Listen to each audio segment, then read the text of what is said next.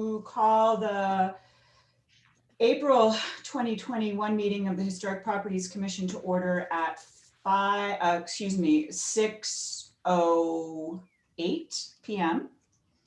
And we do not need any alternates because we all three are permanent members. And I did send, I don't know if you all got it because it was 11th hour on my part. I sent around the meeting minutes to your email.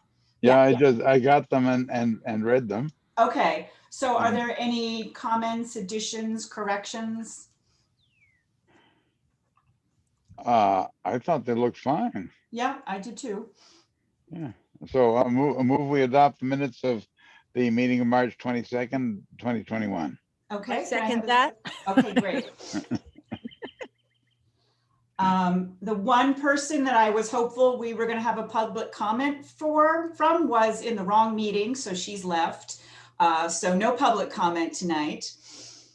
And correspondence. Oh, wait a minute. Yes, we do have. I went to town hall and I did pick up our correspondence. The correspondence, some of this is from January, and I have Jean McClellan's resignation from the commission. And also dated January 11th, I have John Bartolome's resignation from the commission. Oh, that's too bad. Yeah, and I went online and Crystal has already updated the website, so both of their names has been removed. I also have the March 22nd letter approving Leila for the commission, and her name has been added to our page on the website. Okay. And that is all that was in our mailbox.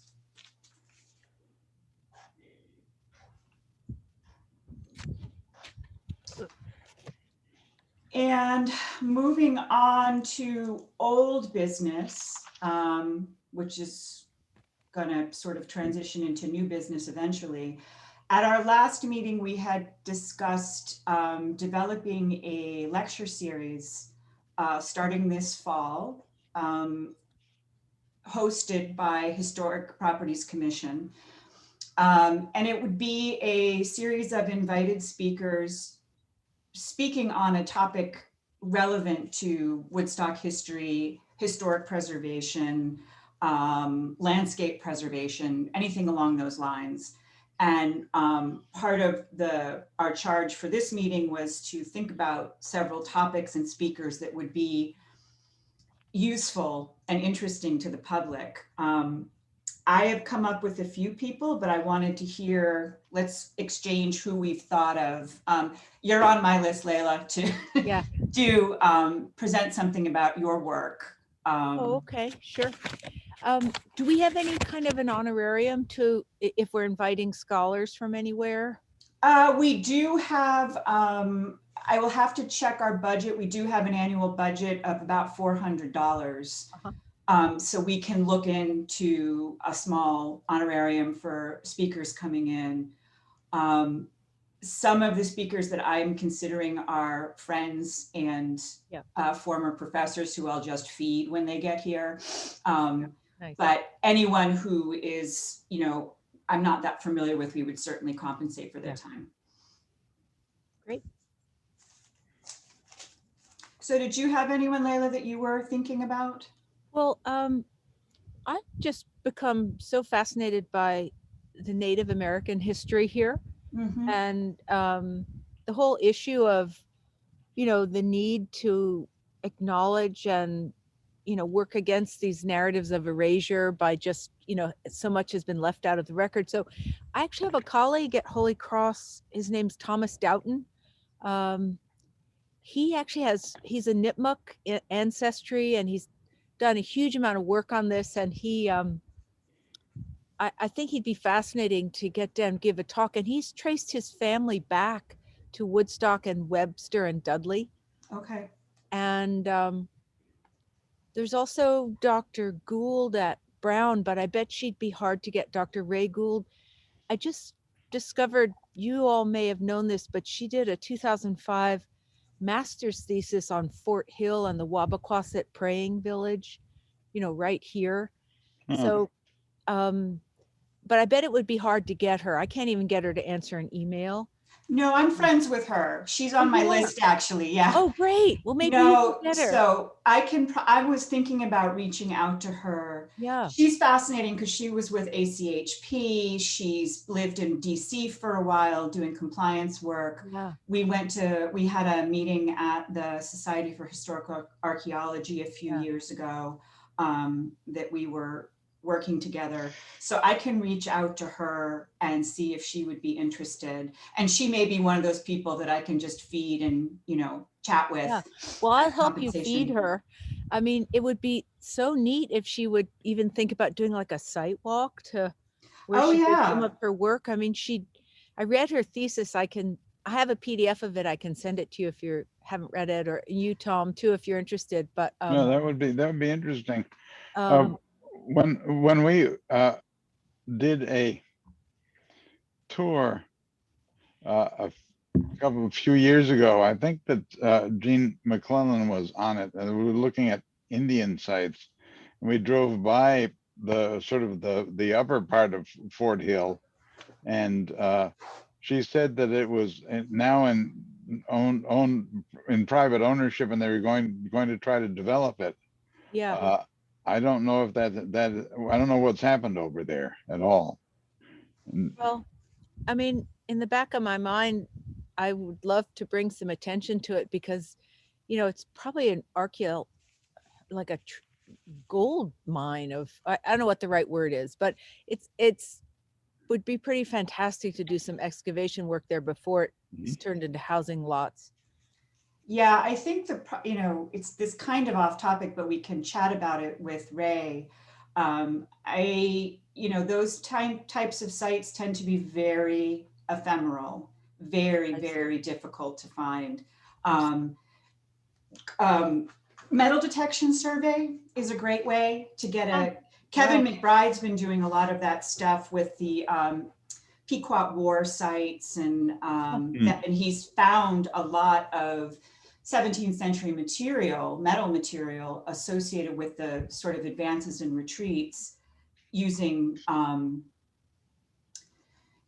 metal detection. And now that I'm thinking about it, Kevin would be a good person to talk to about the work that he's doing on Native American sites down there in terms of archaeology, how these types of sites are being detected.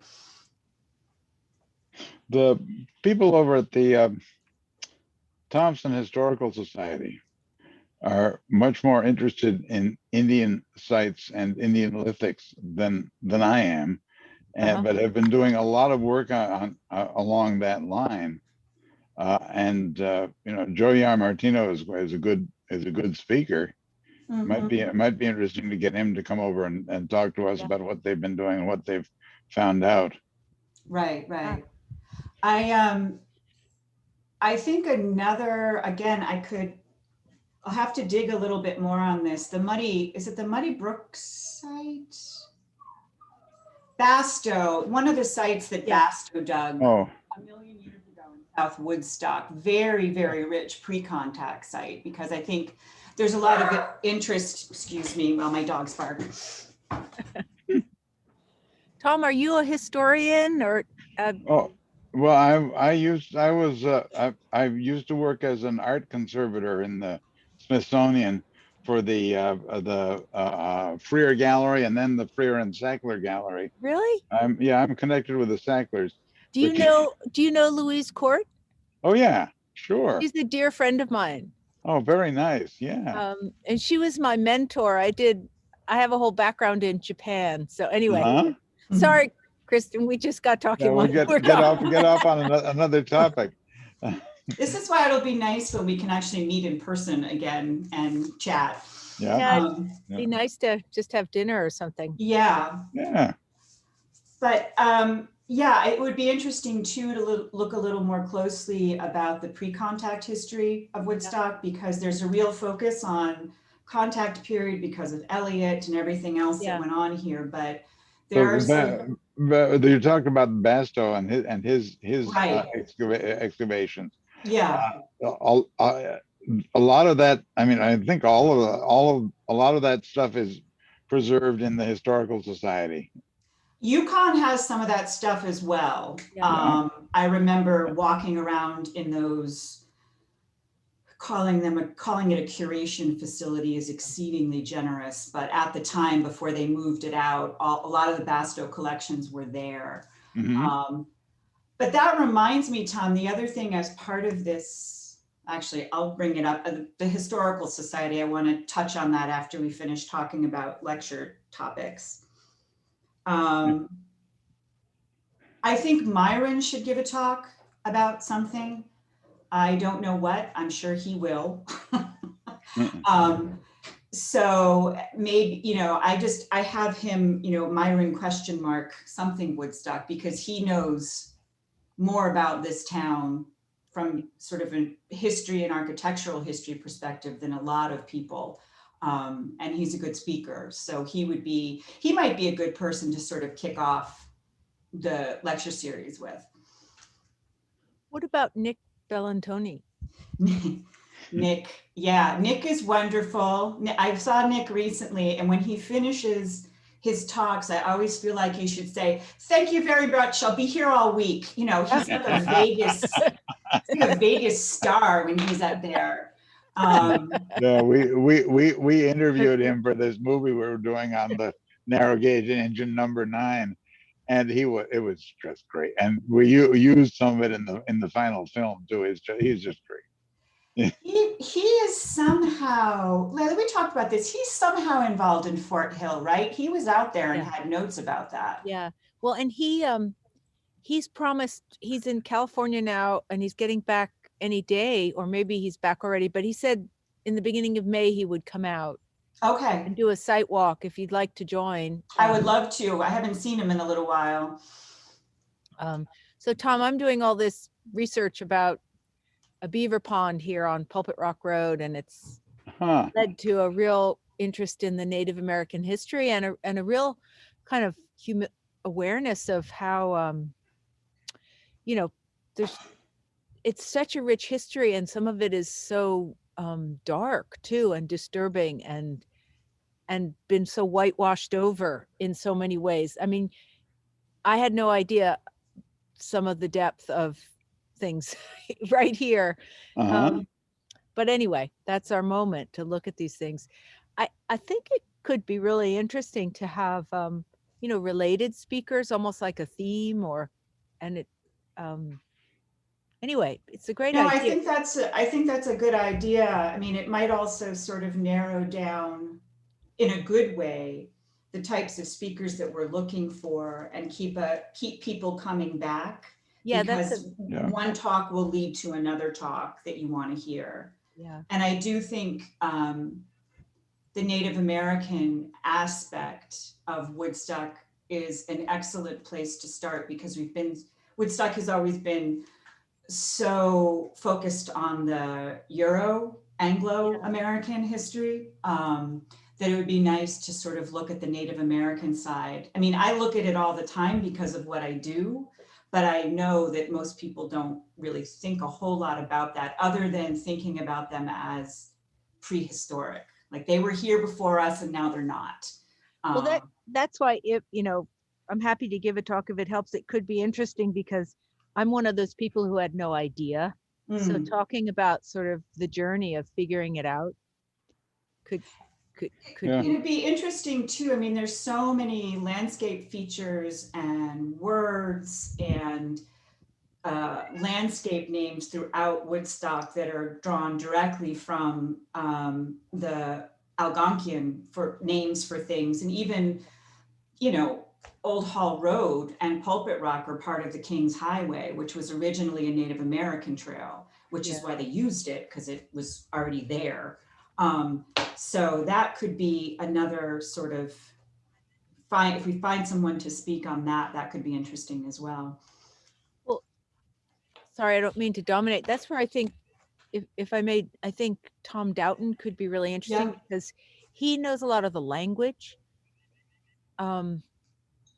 So it would really be interesting to have a Nipmuc, and that's where I guess Ray Gould as well. I don't know uh, how fluent she is or how much of an interest that is for her, the language part, but it's fascinating to talk to Tom Doughton because he'll just, you know, you say a word and he'll just unpack it in such Right, interesting right. ways.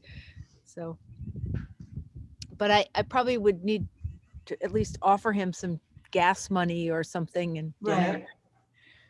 Just, So it looks like for the list, so Myron, and then Nick/Ray for Fort Hill. Thomas Doughton, if he's interested in talking about sort of the linguistic side of place naming and placemaking as it applies to Woodstock, from a Nipmuc perspective. And well, then he also your traced work. his family back. So it's kind of interesting because he found a lot of overlapping between Woodstock and Dudley. Oh, yeah. And they said, you know, Yeah. the Nipmuc went back and forth and the town lines were very porous, I guess, back then. And there was a lot of back and forth among Eliot's praying Indian villages at that time too, because the populations had been so decimated Yeah. by disease that you had a lot of families broken apart and then communities reamalgamating at these, you know, they essentially, I'm highly skeptical about how much they bought into the story they were being told, but they were great nodes for people to go to and be like, I know you'll be there, I can touch base there. Yeah. So no, he'd be a great person to have. And then your work. What about Dr. Thorson? You know him from about stone walls, you know. I do. That might have to wait though, because he and I are on opposing sides of a legal battle in Concord, Massachusetts right now. Okay. So I have to sort of, not personal, just like two different, you know, plaintiff, defendant they hired. So we have to sort of keep our distance for a little bit longer until that gets resolved. And then I would love to have him come because he's fantastic. And that actually, you know, Thorson's work brings up a really interesting parallel with Native American stuff in terms of the different interpretations of what these things are. Yeah. So my friend Norman Muller, who's lives down in Princeton, New Jersey, and actually we're both alumni and NYU Conservation Center alums. But Norman has done a lot of work on Indian lithics and published. I don't know, his health isn't very good. I don't know if we could get him up here. We could try. I could have Dan come in too. He's that's his training is pre-contact archaeology in Connecticut and the Northeast. So he knows pretty much everything there is to know about the sort of culture history of this area. So, I mean, that's another thing that would be interesting to do is to have people, so much information gets squirreled away in people's closets. We find so many cool things when, you know, oh, grandpa collected all this stuff from that plowed field for 40 years and they have it in a shoebox in the closet. And while the provenience might not be ideal, if you know that it came from a particular field, you can start drawing conclusions. So I can strong arm my husband into coming in and giving, you know, a little talk about pre-contact history in the area and then asking people to bring in any assemblages they have so he could look at them. That would be really neat. You know, speaking of that, I know pretty well Dana Bastow, who is Arthur Bastow's grandnephew. Right. And I was just talking to him about where the collection is, because he has quite a big collection of things that he picked up in Woodstock.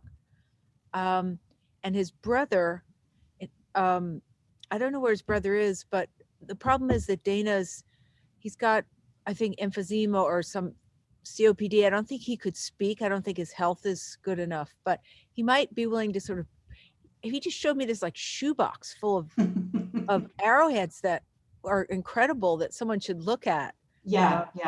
that maybe that would be a great opportunity. If Dana wouldn't come, he might let me bring his shoebox.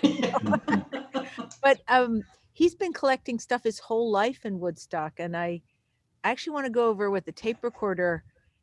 I talked to Nick about this because I said someone should record what he knows while he's still around. Right, right. He used to help his great uncle, Arthur Bastow. And I feel like Arthur did work up on the green at some point too. I know there's not been any formal excavations on the green. Yeah.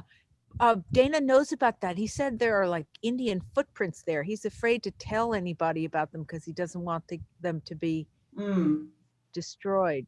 Right. Um, But I mean, that's it. With what we're talking about right now, it's kind of a nice, if we sort of frame it as the notion of the sort of Native American history of Woodstock and go from the pre-contact period yeah. to, up through contact in the 17th century. And then, Thomas Doat would be a great person to bring in toward the end of the series, talking about how words and language have affected the landscape, how things have been named and renamed, and the Native perspective on what that is. Because that kind of gets the notion that, the Native Americans are in the past, or that they're this sort of, eternal ethnographic present type thing where they never change and they're just that way. Yeah. He's at Holy Cross. He lives nearby. He can trace his family here. He's a living descendant of these people who can speak knowledgeably about it. Yeah. And a lot of his work is about narratives of erasure and how, people, there's a lot of Nipmuc around. There's a strong narrative that they don't exist. And he wrote the article, We Were Here All Along, right? With Ed Hood and Claire Dempsey, I want to say. Yeah, I've read his stuff before. It's been a while. Yeah, he's really fascinating. And he's also, his comments about race are very interesting too, because he's the one who pointed out to me that it was a Native American strategy sometimes to declare yourself Negro in order to get around the fact that they were wards of the state for so long. If you wanted to buy, if you had enough money and could buy a house in 1910, you might put yourself down as Negro, as strange as that might seem, because if you were Native American, you couldn't get a bank loan. Right. So, that never occurred to me. These are sort of the things people, that a Native perspective can really reveal a great deal of information. Plus I think he's dark complected. So I'm not sure if Nipmuc were originally dark complected or whether his family is intermarried with African Americans. He would be able to say, but. Right. There's a lot it was pretty common to marginalized groups, I think, regardless of race, tended to intermarry with one another because everybody got treated poorly if you were of a certain socioeconomic class. So yeah, it sounds like we have the sort of outline of a sort of limited lecture series about the Native American history of Woodstock. And I do want to call it their history of Woodstock, because while we think of it as prehistory, that is history to them when they were here before European contact. So I want to keep that language consistent throughout the discussions.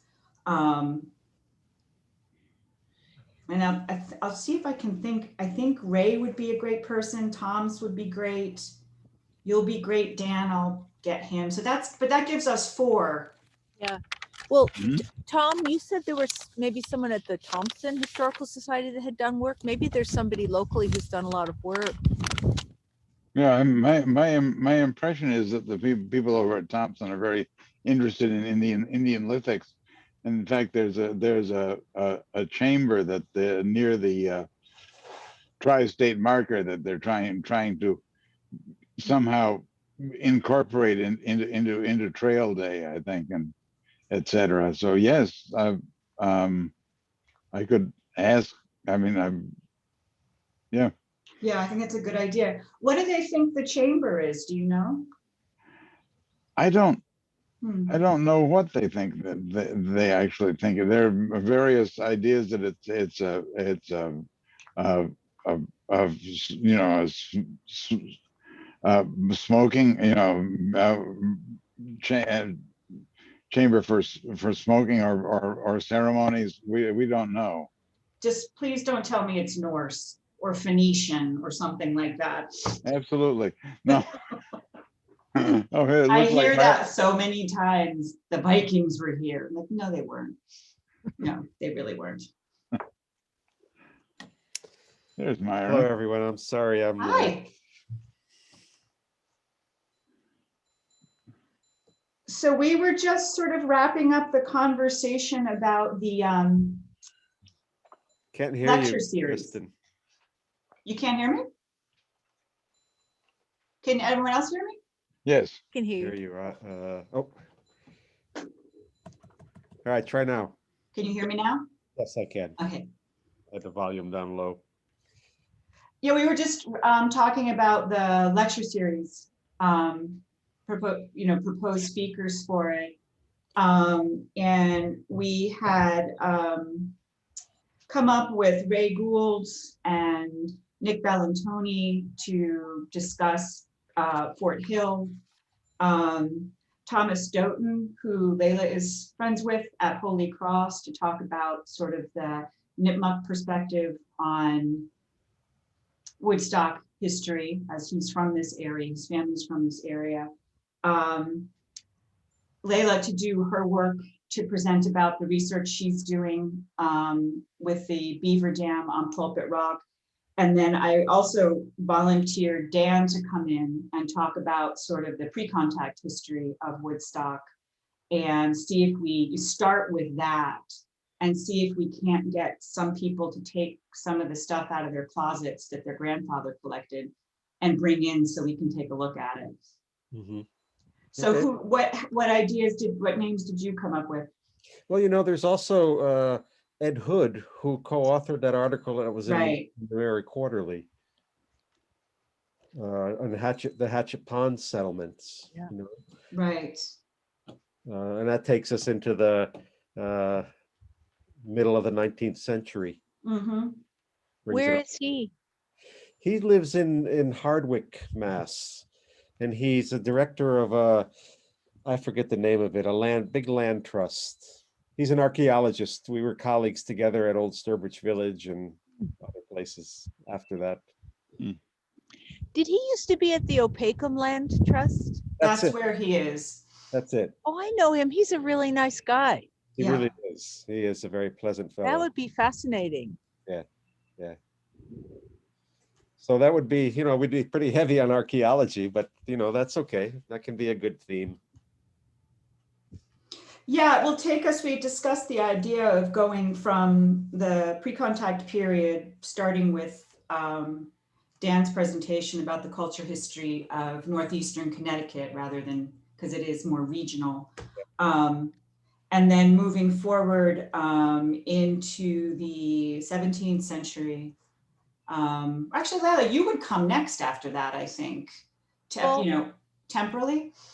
It doesn't really, I mean, I'm sort of working from the present back, so I can go in anywhere. I mean, I think in a way that I think I'm like the foil because I'm an intermediary between the audience and the experts because I'm, I had to be a dyed in the pants kind of archaeologist historian to figure out what was going on. So that might be fun for people to hear about. And I started really by looking, as Tom, I've been talking to these guys about it. They're these stone walls that ring the beaver pond that kind of ostensibly make no sense. So it was just really poking at that question that revealed so much. But it might give people ideas for how to kind of look at their own backyard. And Wouldn't the walls keep the animals out of the pond?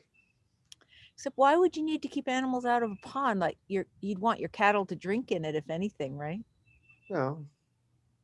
They could It's a drown. lot of labor to build Could, this they could stone wall. fall in and drown in it, you know? Who know? I don't know. It's muddy, Yes, you know, maybe. they can get It's a stuck in thought. the mud.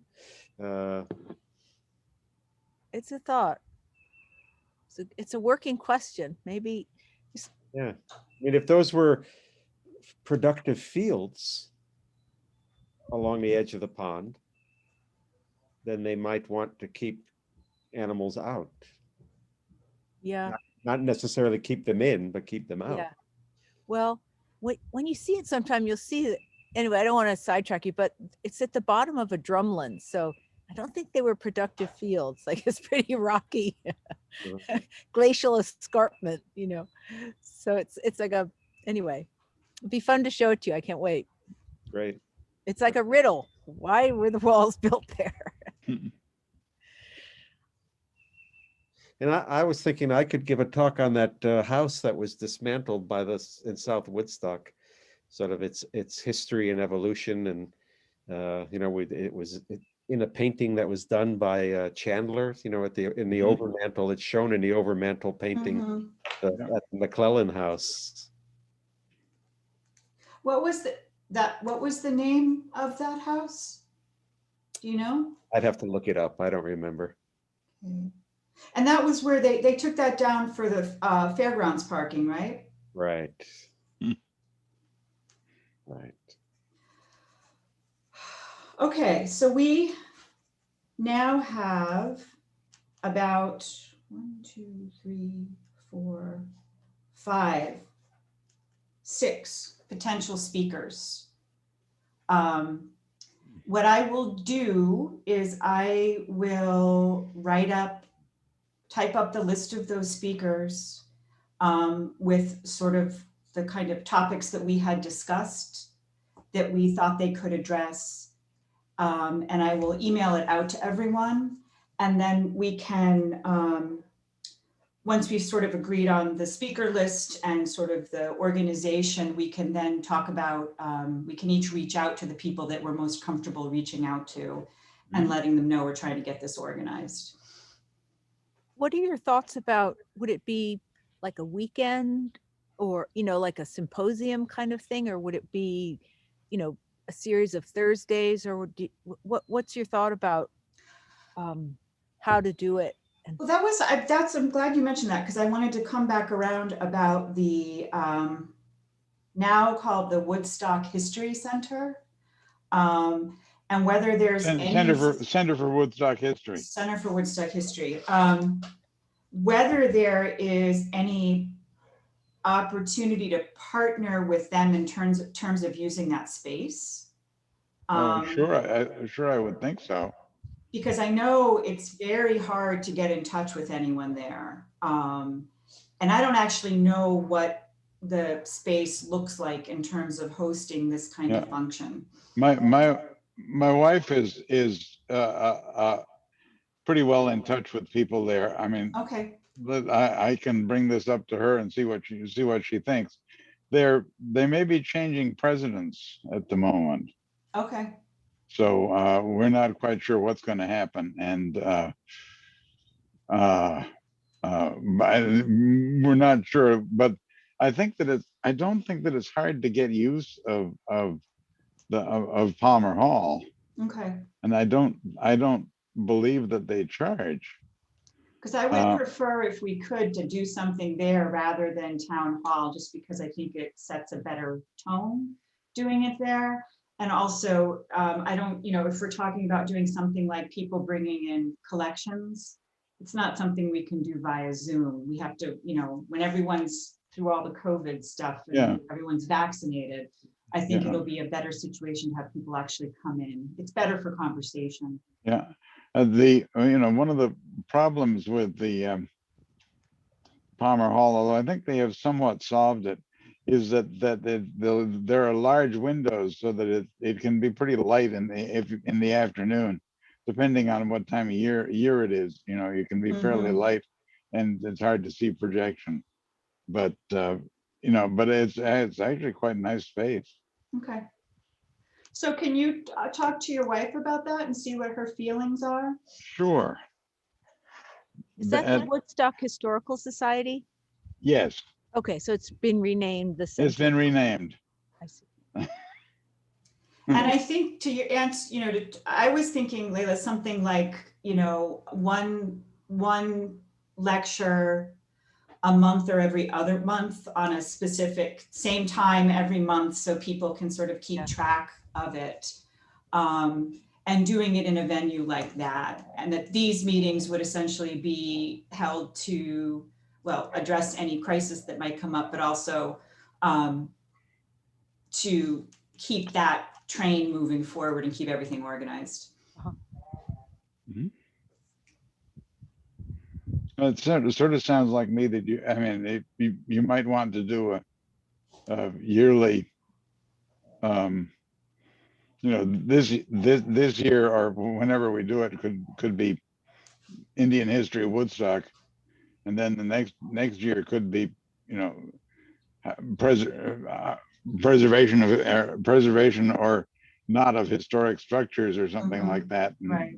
we could move on, have a topical Yeah. thing.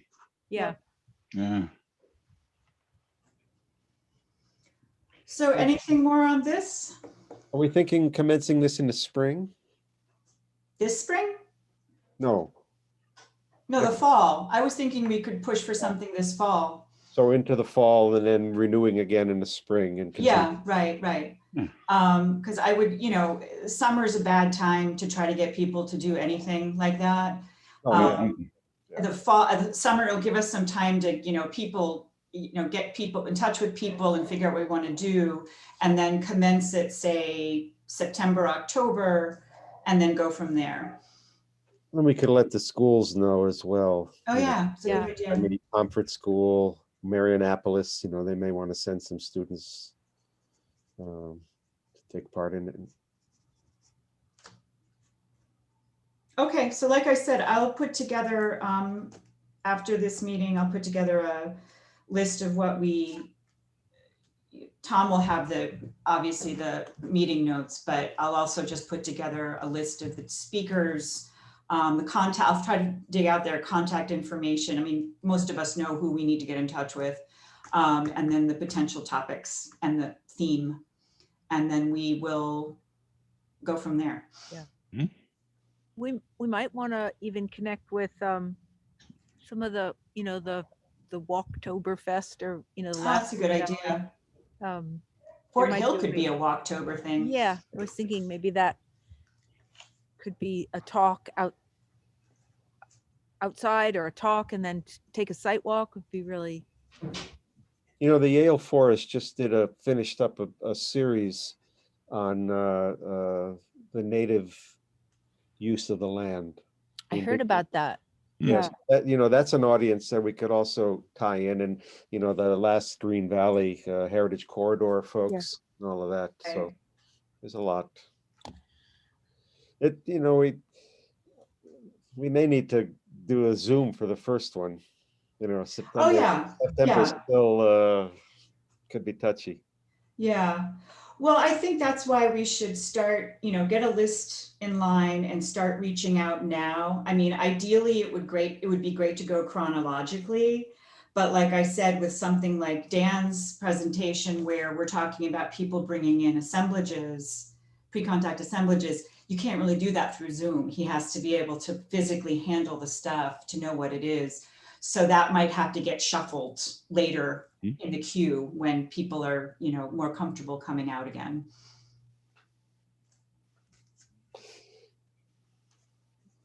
Okay, anything more? If that happens with just Dan there, can he and half a dozen people bring stuff? Do we want to do it for one of the presentations? If Ray and Nick do it together or separately? Are you thinking them separately or together? Ray and Nick? Yeah. I'm not sure. I'd have to get in touch with them and see what their schedules look like. Because it might be nice to try to do, if they are together there and Dan can be there and you can be there, a lot of people can bring stuff, as opposed to, if half a dozen people bring stuff and only one person is there to talk to them about it. Right. That could be a little more difficult. So maybe in one of the lectures where, and it'll guarantee people bring stuff and come back to another lecture, rather than coming just for one thing. Well, I mean, I can get in touch with Sarah Sportman too. See if she'd Yeah. be interested in coming in and doing some identification as well, if they're bringing in assemblages. I don't know if her husband, Dave, he wasn't an Africanist. Now he does pre-contact stuff. So he might be willing to come. They're just in Mansfield. So I'll get in touch with Sarah too, once we sort of get a schedule in line. You know what else is possible for us for funding on this too? A little bit additional funding is something called Quick Grants from the Connecticut Humanities. Huh. So, Hmm. I sit on that committee and I would recuse myself, but it's That's a neat idea. very easy, up to $5,000. Really? Yeah, and all of our time would be a match putting it together. Mhm. Use of a hall, whatever. So it could be, if we do this with the Historical Society, maybe they would want to, there has to be a 501c3, but the town is that, I imagine. So I'll look into that a little further. Hi, Mitzi. It would be nice to be able to offer people an honorarium. Yeah. Especially people like Ray Gould. I mean, she may have relationships with you and be willing to do it as a favor, but still, it's their time. And Yeah. um, Were you even some- successful in communicating with her? Did you reach her? I didn't get, I mean, she finally responded and said, get in touch with me in May. So, but it sounds like Kristen knows her. So she's really busy, I guess, but Well, she's in Thank that new position that's pretty demanding at Yeah. Brown. Yeah. I I did invited find her her to- thesis though, and I have it as a PDF if anybody wants it. It's Okay. fascinating. Good. It was hard to get it because UConn is closed. Uh-huh. Mhm. I finally found a way to get it. You can't interlibrary loan. Anyway, it's all very bureaucratic, but some nice person had sympathy for me. and Mm. got me Yeah, it. if you could forward that to me, that'd be great, because I don't think I've read I haven't read that. I've read some of her other stuff, but not that. I will make a note of that. Great. I tried to invite her to be a commentator for a conference in May, and she just said, "No, I'm done. Just too busy right now." The other person who's probably hard to get, but would be really interesting is Lisa Brooks, who's I don't know who that she's is. done this big project called the Common Pot, renaming native space in New England. Most of it's based in Northampton, but what she did was connect with some Native American storytelling connected to place. And some of it was quite beautiful. There's this story of the Great Beaver about how the Connecticut River Valley was formed. Uh-huh. And that could be a nice dimension of programming to have. There's, some of the Yeah. deep time storytelling, because it's a lot of natural history in those stories. So, Yeah, neat. Great. but she'd be, I think, probably hard to get, and probably hard to get without an honorarium. Yeah. I think she's in Amherst. Okay. Does she teach at UMass? Yeah, I think so. Yeah. And there's another woman, Marge Bruchak, who also teaches out there. Mhm. Yeah, I know Marge. She would be difficult to get.